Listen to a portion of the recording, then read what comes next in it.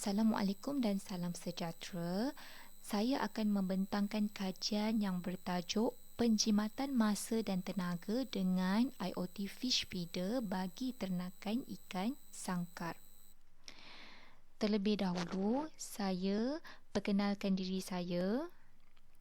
Saya Farin Wong merupakan pensyarah daripada Kolej Komuniti Paya Besar. Ahli kumpulan saya juga terdiri daripada Encik Maznan bin Muhammad Saman dan juga Encik Muhammad Fadilah bin Muhammad Yusof yang juga merupakan staf di Kolej Komuniti Paya Besar. Seterusnya kita pergi kepada pengenalan.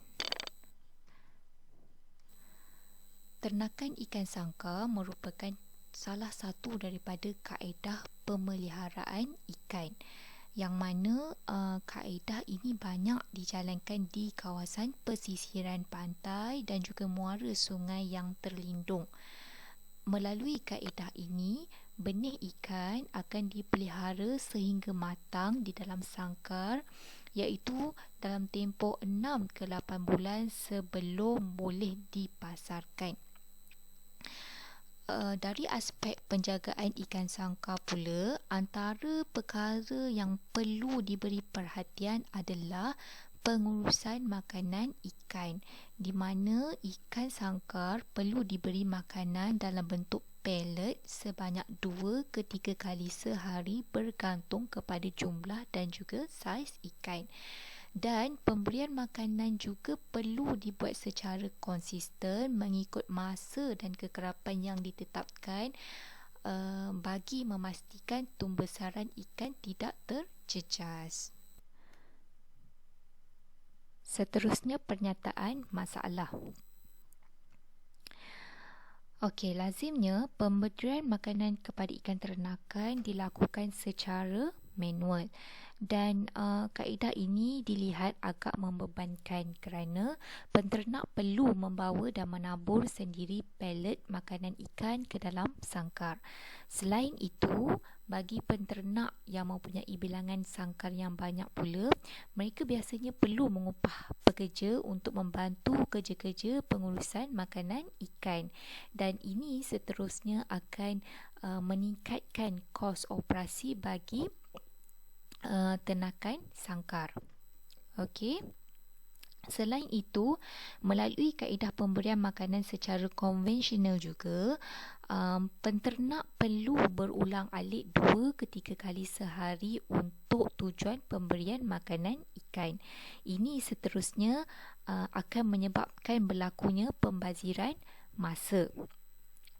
Selain itu juga, berdasarkan hasil tinjauan yang dijalankan pula mendapati kebanyakan fish feeder yang dijual di pasaran adalah bersaiz kecil dan hanya sesuai untuk kegunaan akuarium. Pilihan fish feeder bagi ternakan berskala besar adalah sangat terhad, dan mereka bentuk fish feeder ini juga memerlukan penternak untuk membuat pendawaian tambahan serta modifikasi di kawasan sangkar.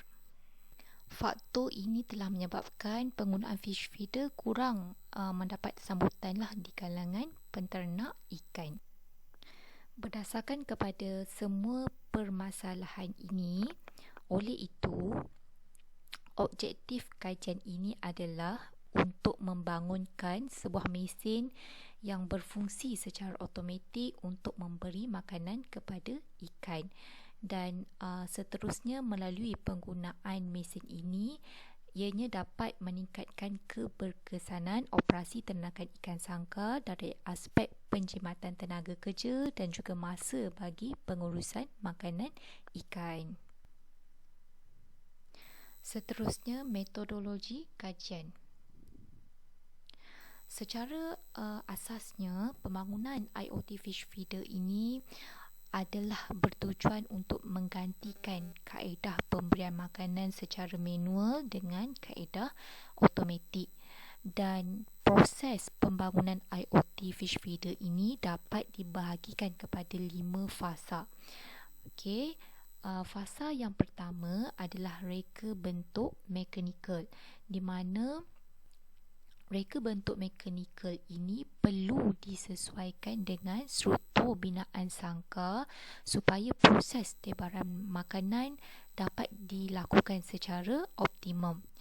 Selain itu, kapasiti tangki simpanan pelet juga perlu diambil kira dalam proses ini untuk mengurangkan kadar kebergantungan pekerja dalam pengurusan makanan ikan.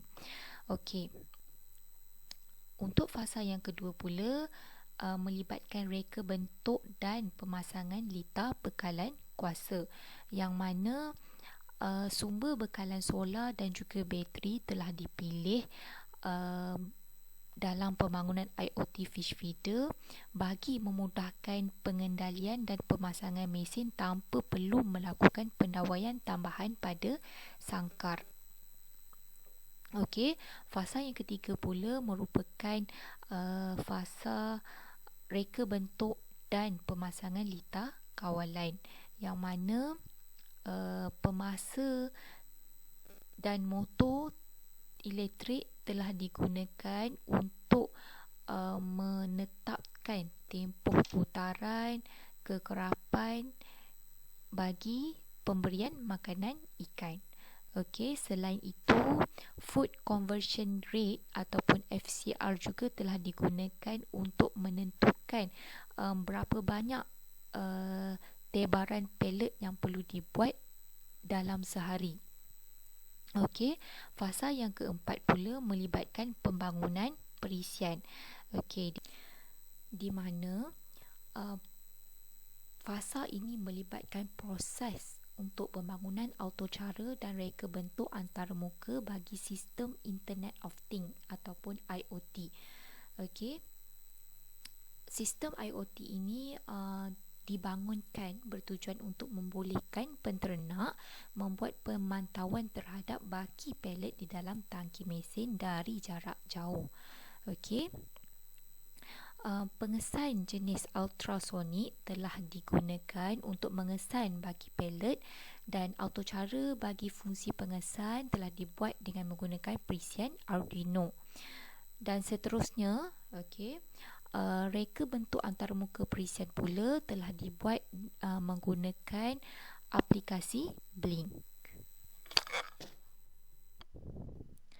Seterusnya, untuk keputusan hasil kajian yang telah dijalankan, okey, IoT fish feeder telah berjaya dibangunkan.